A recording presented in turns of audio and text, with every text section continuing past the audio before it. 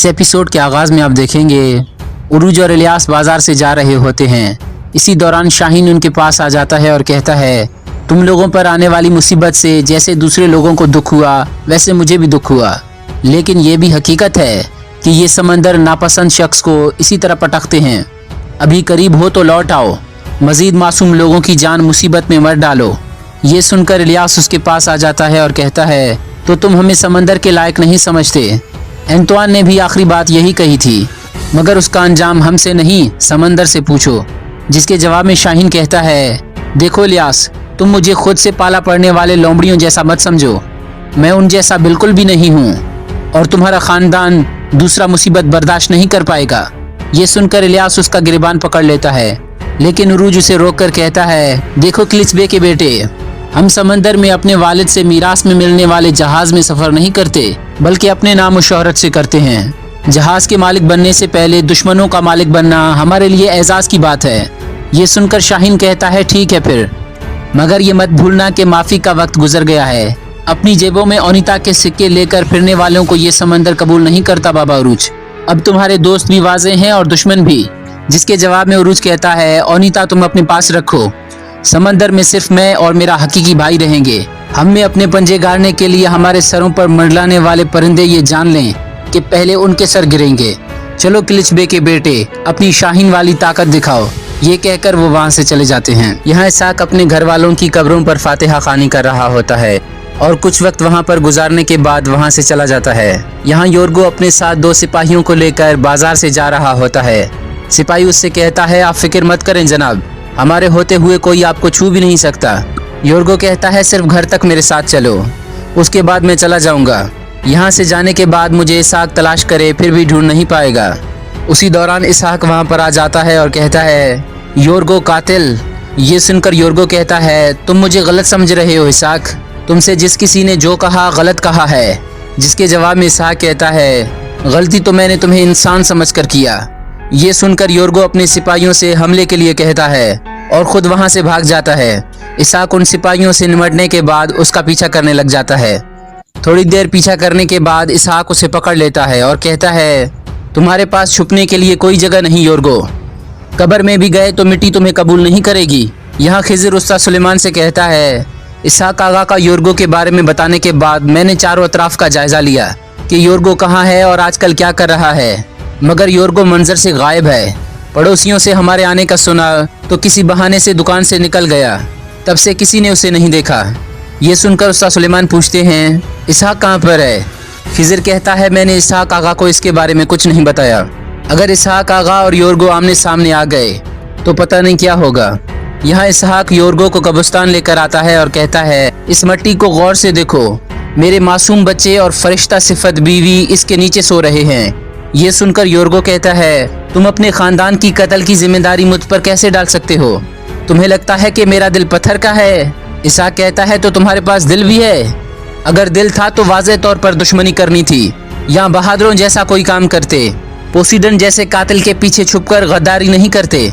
ये सुनकर योर्गो कहता है, मेरा उस जलील के साथ क्या लेना देना भला? यहाँ समंदर के किनारे एक शख्स एक औरत से कहता है, इसे किसी ने देखा तो नहीं?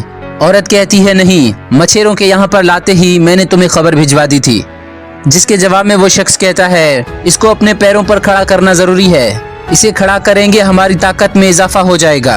ये सुनकर वो औरत कहती है, अब इसे कीमिया से ज्यादा मावराई और तिब से ज्यादा जादू की जरूरत है। शख्स कहता है, चाहे शैतान को अपने साथ मिला लो, लेकिन इसे ठीक करो।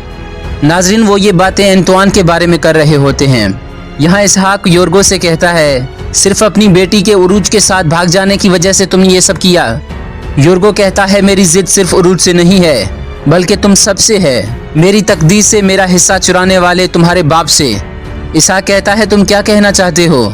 योर्गो कहता है, तुम्हारे बाप सिपाही याकूब आगा ने पहले मुझसे मेदेली शहर ले लिया और इसके बाद मेरी बेटी। तुम लोगों की वालिदा खदीजा, जिसका पुराना नाम कैतरीना था, क्या तुम जानते हो वो मेरी मोहब्बत थी, मगर उसके वालिद का ख्याल था कि मदेली को फतह करने वाले को अपनी बेटी देना एक रूमी लड़के को देने से बेहतर है। जिसके जवाब में इसहाक कहता है, मेरे नाना समझ गए थे कि तुम एक जलील इंसान हो। इसके बाद इसहाक उसका गला घोटने लग जाता है, लेकिन योर्गो किसी तरह से वहां से एक पत्थर उठाकर इसहाक के सर पर मार देता है। इसके बाद योर्गो वहां से भाग जाता है। यहाँ एक शख्स उसी डाकू के पास सोना लेकर आता है और एक सिपाही उस डाकू के कान में कुछ कहता है, जिसे सुनने के बाद वो डाकू कहता है, यानी अबू मोहम्मद नामी ये अरब इतना कीमती है? जिसके जवाब में वो शख्स कहता है, इससे भी ज्यादा कीमती है। जब तुम उसे हमारे हवाले करोगे तो और ज्यादा सोना पाओगे। ये सुनकर वो डाकू कहता है, इतने सोने के लिए मैं तो सुल्तान को भी अगवा कर लूं। यहाँ उरूज अपने घर में नमाज अदा कर रहा होता है और नमाज के बाद वो दुआ मांगता है, जिसमें वो कहता है, या अल्लाह मुझे बड़ी मुश्किल इम्तिहान में डाला है। एक तरफ खुशी का समा और दूसरी तरफ मातम। मेरे आधे दिल में बच्चे की पैदाइश की खुशी है और बाकी आधे दिल में आगा का घराना। जैसे आपने इब्राहिम अलैहिस्सलाम के लिए आग के हल्के को फूलों का गहवारा बना दिया, वैसे ही मेरे बाकी दिल को भी फूलों का गहवारा बना दे। इसहाक आगा के दिल को चैन अता फरमा दे। इसी दौरान इलियास भी वहाँ पर आ जाता है और ये सब सुन लेता है। यहाँ इसहाक अपने घर में बैठा होता है। इसी दौरान खिज़र भी वहाँ पर आ जाता है और कहता है, आप कैसे हो आगा? इसहाक कहता है, मैं कैसा हूँगा, मैं कब्रिस्तान गया था।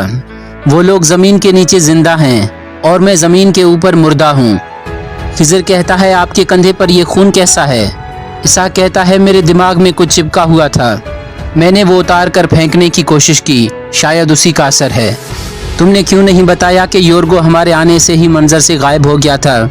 जिसके जवाब में खिज़र कहता है, मैं नहीं चाहता था कि इतनी मुसीबतों के दरमियान एक और मुसीबत खड़ी हो जाए।